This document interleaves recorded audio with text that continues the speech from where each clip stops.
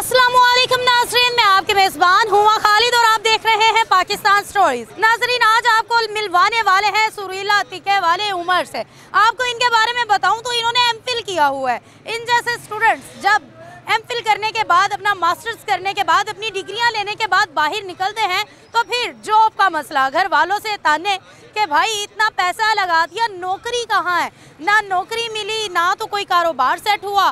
तो उमर ने सोचा कि क्यों ना कोई अपना कारोबार सेट किया जाए। उमर ने बचपन से मेहनत मजदूरी करके अपनी फीसें भरी और फिर आज अपना एक छोटा सा रेस्टोरेंट खड़ा किया जिसमें आज लोग बहुत ज़्यादा तादाद में आते हैं। नाज़रीन, उमर जो हैं वो मेहनत भी करते थे, मजदूरी भी करते थे, उसके बाद कबाड़िए की शॉप से जाके छोटी छोटी चीज़ें थोड़े थोड़े पैसों से जमा किया करते थे ताकि उसे अपने रेस्टोरेंट में रख सके। कहीं से कुर्सियाँ ली तो कहीं से इन्होंने छोटा सा कैबिन लिया तो कहीं से प्लेट्स ली और इसी तरीके से अपना एक छोटा सा रेस्टोरेंट खड़ा किया। आज उमर एजुकेटेड तो है मगर सुरीले भी बहुत हैं। इनका नाम सुरीला इस वजह से रखा गया क्योंकि ये गाते हुए टिक्का बनाते हैं, कबाब बनाते हैं और अपने कस्टमर्स को इससे इंजॉय भी करवाते हैं। आइए ज़रा आपको मिलवाते हैं उमर से।